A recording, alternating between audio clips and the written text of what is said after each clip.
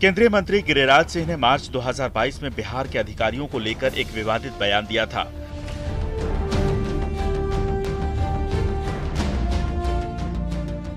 बेगूसराय में एक कार्यक्रम में मंच से उन्होंने कहा था कि अगर कोई अधिकारी आपकी बात नहीं सुनता तो दोनों हाथ से बांस उठाइए और उसकी पिटाई कर दीजिए।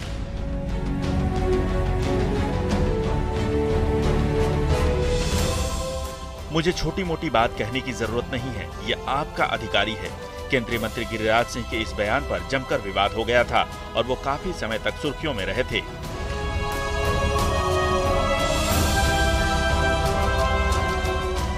खासकर तब विपक्ष में रही आरजेडी ने बीजेपी और गिरिराज सिंह पर जमकर निशाना साधा था।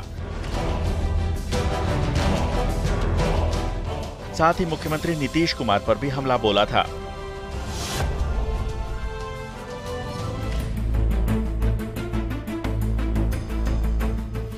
आरजेडी सुप्रीमो लालू यादव के बड़े बेटे तेज प्रताप यादव ने मार्च महीने में पार्टी से इस्तीफा देने का सनसनीखेज बयान देकर हैरान कर दिया था।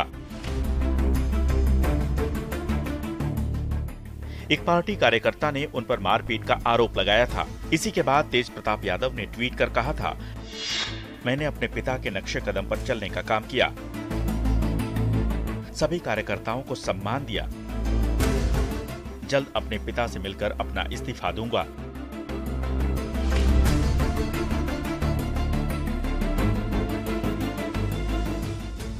पार्टी के युवा प्रकोष्ठ के पटना महानगर के अध्यक्ष रामराज यादव ने आरोप लगाया था कि तेज प्रताप यादव ने 22 अप्रैल को राबड़ी आवास पर आयोजित इफ्तार पार्टी के दौरान बंद कमरे में उनकी पिटाई की थी। यही नहीं, रामराज यादव ने आरोप ये भी लगाया था कि तेज प्रताप यादव ने उन्हें पार्टी नहीं छोड़ने पर जान से मार देने की धमकी भी दी थी। साथ ही रामराज यादव ने आरोप लगाया था कि तेज प्रताप यादव नहीं चाहते कि तेजस्वी यादव राजनीति करें। हालांकि बाद में मामला शांत हो गया।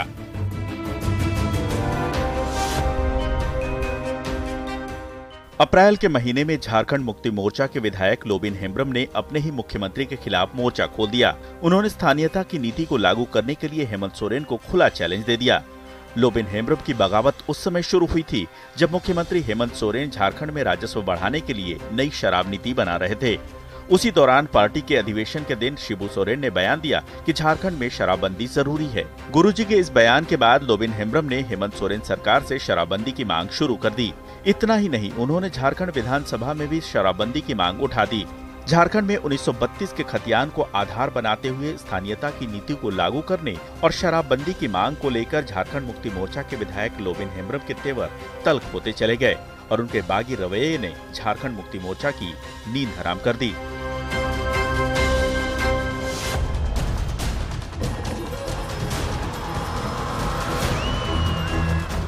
मई महीने में भोजपुरी स्टार खेसारी लाल बिहार पुलिस से नाराज हो गए और उस पर केस दर्ज नहीं करने का आरोप लगा दिया। दरअसल गौतम नाम के एक यूट्यूबर ने सोशल मीडिया पर एक वीडियो अपलोड कर खेसारी लाल यादव के अश्लील गानों पर निशाना साधा था। गौतम ने सिर्फ खेसारी लाल को ही नहीं बल्कि उनकी फैमिली को भी काफी अनाप शनाप कहा, जिसके बाद खेसारी लाल भड़क गए और वो यूट्यूबर गौतम के खिलाफ बिहार पुलिस से मदद लेने पहुंचे। लेकिन उनका आरोप था कि बिहार पुलिस ने केस दर्ज किए बिना ही उन्हें बैरंग लौटा दिया। इसके बाद उन्होंने ट्वीट कर अपनी भड़ास निकाली। अपने ट्वीट में उन्होंने मुख्यमंत्री नीतीश कुमार को भी टैग किया। खेसारी लाल इतने नाराज थे कि उन्होंने ट्वीट में अपनी तुलना दिवंगत एक्टर सुशांत सिंह राजपूत से कर दी।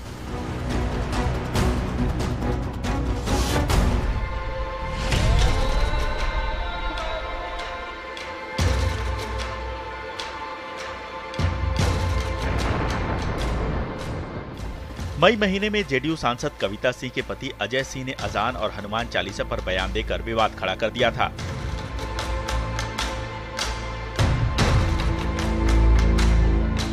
अजय सिंह ने एक कार्यक्रम के दौरान कहा था कि भारत भगवान हनुमान का देश है, यहाँ हनुमान चालीसा होगी, हनुमान पर बैन लगाने वाले मिट जाएंगे। हनुमान चालीसा भारत में सदियों से होता आया है और आगे भी होता रहेगा। इस पर रोक लगाने वाले की मंशा कभी पूरी नहीं होगी। इसके साथ ही उन्होंने कहा कि अजान पाकिस्तान में होना चाहिए। अजय सिंह ने कहा, दरअसल ये सारा विवाद महाराष्ट्र से शुरू हुआ था, जब राज ठाकरे ने उद्धव सरकार से मस्जिदों से लाउड स्पीकर हटाने की मांग की थी। इसी के बाद यूपी की योगी आदित्यनाथ सरकार ने मस्जिदों में लाउड स्पीकर के इस्तेमाल पर नियम तय कर दिए थे। इसके बाद बिहार में भी मस्जिदों से लाउड स्पीकर बैन करने की मांग उठी थी।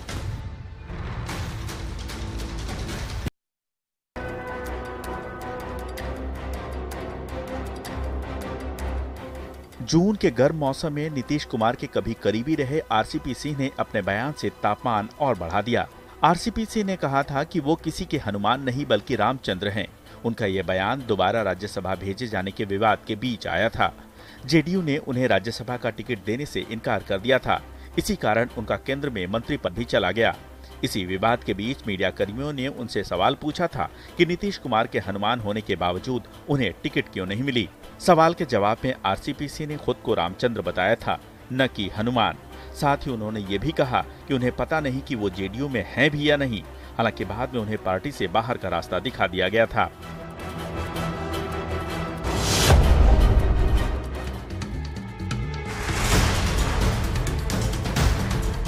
झारखंड से कांग्रेस विधायक इरफान अंसारी ने जुलाई महीने में प्रधानमंत्री नरेंद्र मोदी पर बयान देकर विवाद खड़ा कर दिया। इरफान अंसारी ने पीएम मोदी की कंस से तुलना करते हुए कहा था कि कंस ने भी दूध, दही और मक्खन पर टैक्स लगाया था। उसके बाद कंस का क्या हुआ सबको पता है। उनका यह बयान दूध दही पर जीएसटी लगाए जाने के खिलाफ आया था।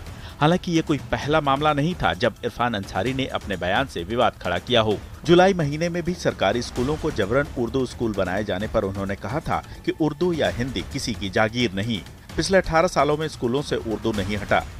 धमकी देते हुए उन्होंने कहा था कि पुरानी व्यवस्था से छेड़छाड़ के गंभीर परिणाम होंगे।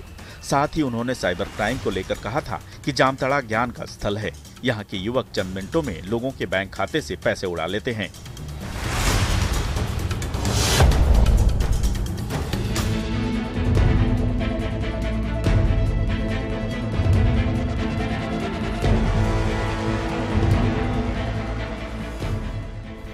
अगस्त महीने में नीतीश कुमार ने बीजेपी का साथ छोड़कर महागठबंधन के साथ सरकार बनाई और एक बार फिर मुख्यमंत्री पद की शपथ ली। इस बीच बिहार के पूर्व मंत्री और विकासशील इंसान पार्टी के सुप्रीमो मुकेश सहनी ने अपने बयान से विवाद खड़ा कर दिया। उन्होंने कहा कि बीजेपी का हाल उस मर्द के जैसा हो गया है जिसकी पत्नी उसे छोड़कर चली गई है। खगड़िया में अपनी पार्टी के जिला कार्यालय के उद्घाटन समारोह में पहुंचे मुकेश सहनी ने अपने कार्यकर्ताओं को संबोधित करते हुए ये बयान दिया था। सहनी ने कहा था कि जिंदगी जीने के लिए भी 2 लोग जरूरी हैं, एक खुद और एक धर्मपत्नी। अब अगर किसी की धर्मपत्नी उसे छोड़कर चली जाए या उसका कोई साथी ना हो तो वो आदमी कैसा होगा। सहनी ने कहा कि यही बीजेपी के साथ हुआ है। उसे माननीय मुख्यमंत्री जी छोड़कर चले गए हैं। अब उसके पास कोई नहीं है।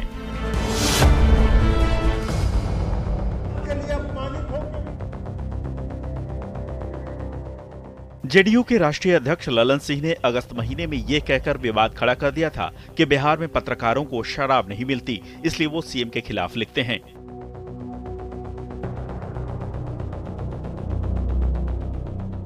उन्होंने लखीसराय में एक कार्यक्रम में अपने संबोधन के दौरान कहा था कि बिहार में पत्रकार और अखबार नीतीश कुमार के खिलाफ इसलिए लिखते हैं क्योंकि बिहार में शराबबंदी है, पत्रकारों को यहाँ दारू नहीं मिल रही, इसलिए वो ऐसा करते हैं। इसके अलावा उन्होंने प्रधानमंत्री नरेंद्र मोदी पर भी विवादित बयान दिया था। ललन सिंह ने प्रधानमंत्री को डुप्लीकेट और बहुरूपिया बताया था। ललन सिंह ने कहा था, नरेंद्र मोदी डुप्लीकेट ओबीसी प्रधानमंत्री हैं। वो घूम घूम कर खुद को पिछड़ा वर्ग का बताते हैं, जबकि असल में वो ओबीसी नहीं डुप्लीकेट हैं, वो ढोंगी हैं। ललन सिंह के इस बयान पर बिहार और केंद्र की राजनीति खूब गरमाई थी। इसके बाद बीजेपी उन पर और जेडीयू पर खूब हमलावर हो गई। बीजेपी ने ललन सिंह से माफी की भी मांग की थी।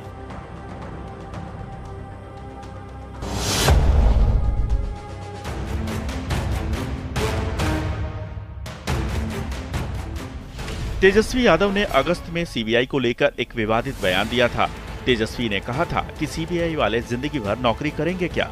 उनकी खुद की फैमिली और बच्चे नहीं हैं, वो कभी तो रिटायर करेंगे ना। तेजस्वी के इस बयान को सीबीआई को धमकी के तौर पर देखा गया। इस पर खूब सियासी बयानबाजी भी हुई। तेजस्वी ने 25 अगस्त को आयोजित प्रेस कॉन्फ्रेंस में कहा था कि क्या सीबीआई अधिकारियों की मां और बच्चे नहीं होते? क्या उनका परिवार नहीं है? क्या वो हमेशा सीबीआई अधिकारी रहेंगे? क्या वो रिटायर नहीं होंगे? क्या सिर्फ यही पार्टी सत्ता में बनी रहेगी? आप क्या संदेश देना चाहते हैं?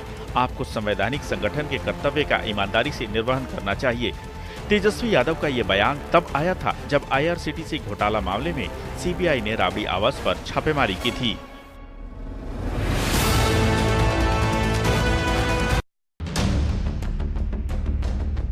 सितंबर महीने में बिहार महिला विकास निगम की प्रबंध निदेशक और IAS अधिकारी हरजोत कौर भामरा अपने बयान के चलते विवादों में घिर गईं। सैनिटरी पैड और शौचालय को लेकर राजधानी पटना की छात्राओं के सवाल पर उन्होंने अटपटा जवाब दे दिया था। उन्होंने यूनिसेफ के एक वर्कशॉप में छात्राओं के एक सवाल पर अपना विवादित बयान दिया था। इस वर्कशॉप में झुग्गी झोपड़ियों में रहने वाली छात्राओं को भी आमंत्रित किया गया था। वर्कशॉप का मकसद लैंगिक असमानता को मिटाने वाली सरकारी योजनाओं से उन्हें रूबरू करवाना था। छात्राओं ने संबंधित विभाग की अधिकारी हरजोत कौर भामरा से सैनिटरी पैड को लेकर सवाल किए। छात्राओं का सवाल था कि जैसे सरकार पोशाक से लेकर छात्रवृत्ति तक देती है, तो क्या 20 और 30 रुपए का विस्पर यानी सैनिटरी पैड नहीं दे सकती? लेकिन हरजोत कौर के जवाब ने लड़कियों के अलावा कई लोगों को असहज कर दिया। हरजोत कौर ने कहा कि 20 और 30 रुपए का विस्पर नहीं दे सकते, कल को जीन्स पैंट भी दे सकते हैं, परसों जूते क्यों नहीं दे सकते हैं? अंत में जब परिवार नियोजन की बात आएगी तो निरोध भी मुफ्त में देना पड़ेगा, है ना? उनके इस बयान पर खूब बवाल हुआ। यहाँ तक कि राष्ट्रीय महिला आयोग ने भी इस पर संज्ञान लिया।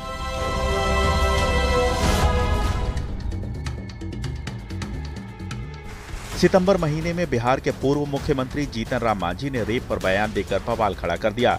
उन्होंने कहा कि बिहार बड़ा राज्य है, रेप जैसी घटनाएं होती रहती हैं। उनका यह बयान हाजीपुर में एक नाबालिग से रेप की घटना के बाद बीजेपी के हंगामे पर आया था। उन्होंने कहा कि अब बिहार की आबादी आधा करोड़ या 1 करोड़ नहीं है, यहाँ की कुल आबादी 12 करोड़ है। उन्होंने कहा कि जब ऐसी कोई घटना होती है तो ये देखना होगा कि सरकार क्या कार्रवाई करती है। हालांकि ये पहली बार नहीं है जब जीतन राम मांझी ने विवादित बयान दिया हो। इससे पहले भी वो अपने बयानों को लेकर चर्चा में रहे हैं। उन्होंने पहले कहा था कि वो भगवान राम को भगवान नहीं मानते।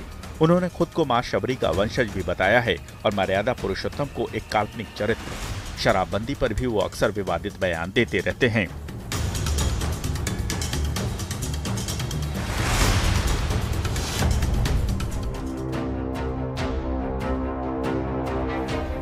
महागठबंधन की सरकार बनने के बाद जेडीयू विधायक बीमा भारती और मंत्री लेशी सिंह के बीच तकरार शुरू हो गई। बीमा भारती ने लेशी सिंह पर आरोप लगाते हुए कहा था कि वो अपराधियों को संरक्षण देती हैं। साथ ही उन्होंने मुख्यमंत्री नीतीश कुमार से मांग की थी कि लेशी सिंह को मंत्रिमंडल से बाहर किया जाए, नहीं तो वो अपने विधायक पद से इस्तीफा दे देंगी। बीमा के इस बयान पर मुख्यमंत्री नीतीश कुमार काफी नाराज हुए। उन्होंने चेतावनी भरे लहजे में कहा था कि पार्टी के लोगों को कहा है कि बीमा को समझा दें, अगर नहीं मानती हैं तो पार्टी जो उचित समझे वो करेगी। इस बयान के बाद लेशी सिंह ने बीमा भारती के खिलाफ 5 करोड़ का मानहानि का नोटिस भेजा था।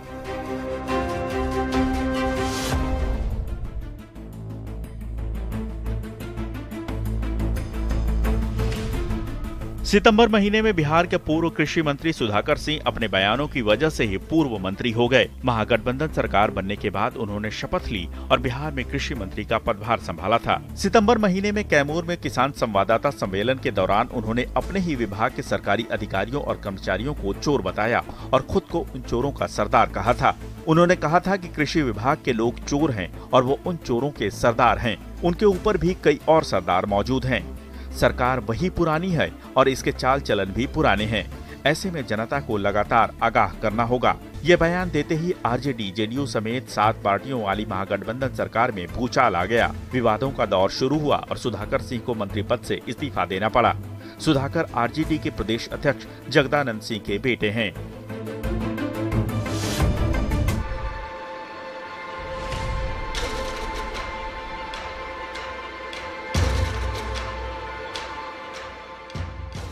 बिहार के पूर्व मंत्री और आरजेडी नेता अब्दुल बारी सिद्दीकी ने दिसंबर के सर्द महीने में अपने बयान से एक बार फिर गर्मी बढ़ा दी।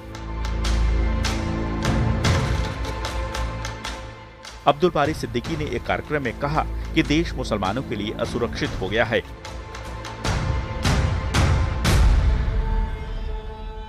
देश में मुसलमानों के लिए माहौल खराब है, इसलिए उन्होंने विदेश में पढ़ रहे अपने बच्चों से कहा है कि वो भारत न आएं और विदेश में ही बस जाएं। बयान के बाद खूब सियासी बवाल मचा। बीजेपी ने उनके बयान पर जमकर निशाना साधा। कई नेताओं ने तो उन्हें पाकिस्तान चले जाने की भी सलाह दे दी। पूर्व डिप्टी सीएम तारकिशोर प्रसाद ने आरजेडी पर हमला बोलते हुए कहा कि अब्दुल बारी सिद्दीकी को बिहार ने इतना बड़ा नेता बनाया, लेकिन आज उन्हें डर लग रहा है। ये बड़े ही शर्म की बात है। हालांकि बवाल बढ़ने पर सिद्दीकी ने अपने बयान से यू टर्न ले लिया। सिद्दीकी आरजेडी सुप्रीमो लालू प्रसाद यादव के भरोसेमंद और करीबी माने जाते हैं। वो 2007 में बिहार आरजेडी के प्रदेश अध्यक्ष भी रह चुके हैं। साथ ही 2010 में वो नेता प्रतिपक्ष रह चुके हैं। इसके अलावा वो बिहार सरकार में मंत्री भी रह चुके हैं। सिद्दीकी का एक ही बेटा है जो हार्वर्ड यूनिवर्सिटी में पढ़ता है, जबकि बेटी लंदन स्कूल ऑफ इकोनॉमिक्स से पास आउट है।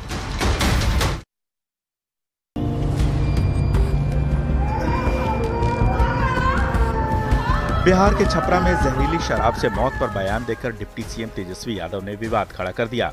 महागठबंधन सरकार और नीतीश कुमार का बचाव करते हुए तेजस्वी यादव ने कहा था कि बिहार से ज्यादा गुजरात में लोग नकली शराब पीने से मरते हैं।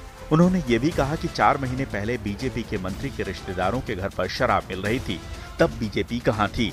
उनका ये बयान छपरा के अलावा कई और जिलों में जहरीली शराब से 80 से ज्यादा लोगों की मौत पर बीजेपी के आक्रामक रवैये पर आया था। तेजस्वी यादव ने कहा कि बीजेपी शासित राज्य नकली शराब से होने वाली मौतों के मामले में शीर्ष 3-4 राज्यों में आते हैं। अगर आप बिहार और गुजरात की तुलना करें तो 4 साल में जहरीली शराब से गुजरात में ऐसी 50 मौतें हुई, जबकि 21 बिहार में हुई। बीजेपी के लोगों का एजेंडा केवल नफरत और झूठ फैलाना है। उन्होंने ये भी कहा कि बिहार में बीजेपी शासित राज्यों से शराब की खेप आती है।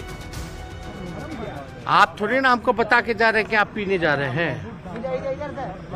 आप लोग कहाँ जा रहे हैं, नहीं जा रहे हैं, आप लोग सरकार को बता के जाते हैं। लेकिन ज्यादातर सप्लाई कहाँ से हो रहा है?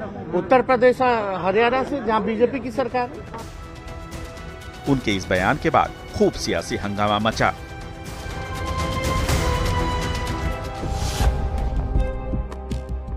सियासी बयानबाजी के लिहाज से दिसंबर का सर्द महीना सबसे गर्म रहा। केंद्रीय मंत्री अश्विनी चौबे ने नीतीश कुमार पर विवादित बयान देकर हंगामा खड़ा कर दिया। उन्होंने हमला बोलते हुए कहा कि बिहार में लगातार हत्याएं हो रही हैं। अरवल में मां और बेटी को पेट्रोल डालकर जला दिया जाता है और मुख्यमंत्री अपनी पीठ थपथपाने में लगे हैं। उन्होंने आगे कहा कि सीएम नीतीश कुमार से कहना चाहूंगा कि आपसे अब बिहार चलने वाला नहीं है। केंद्रीय मंत्री चौबे ने कहा कि 48 घंटे के अंदर बिहार में 6 आपराधिक घटनाएं हो गयी। उन्होंने आगे कहा कि बिहार में आपराधिक घटनाएं बढ़ने के बावजूद मुख्यमंत्री कुछ नहीं कर रहे हैं। ये सरकार पूरी तरह से संवेदनहीन है। बिहार में जंगल राज की वापसी कर मुख्यमंत्री अपनी पीठ थपथपा रहे हैं। ऐसे में मुख्यमंत्री नीतीश कुमार को इस्तीफा देकर तपस्वी का जीवन जीना चाहिए।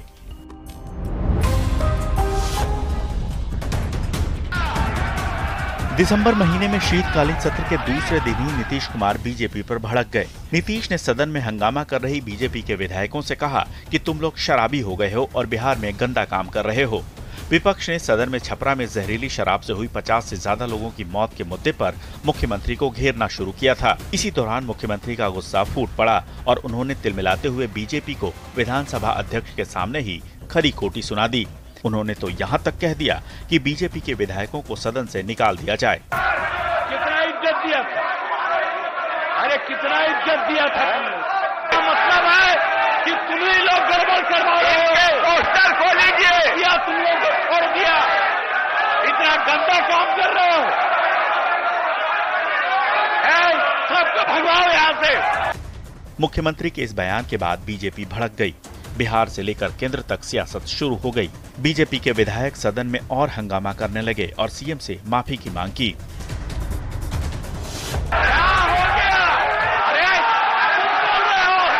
गंदा काम है, कैसे जीते हो? आप इस पद के योग्य नहीं हैं। आप माफी मांगे, नहीं तो लोकतंत्र में आप एक लज्जित पुरुष के रूप में जाने जाएंगे। आप जिस तरह से अपना पैसेंस खो रहे हैं और जिस तरह का खेल खेल रहे हैं धमकी भरा, ये खेल से कभी नहीं डरेगा।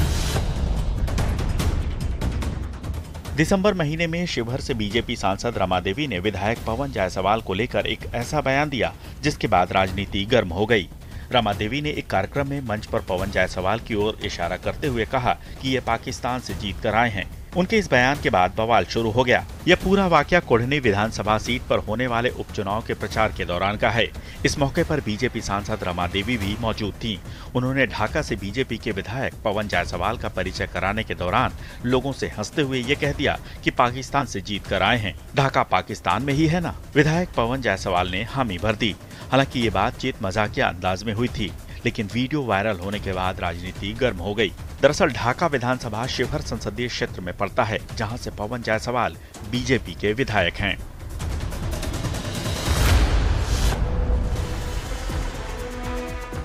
दिसंबर के महीने में चुनावी रणनीतिकार प्रशांत किशोर ने अपने बयान से बिहार की सियासत को गर्म कर दिया।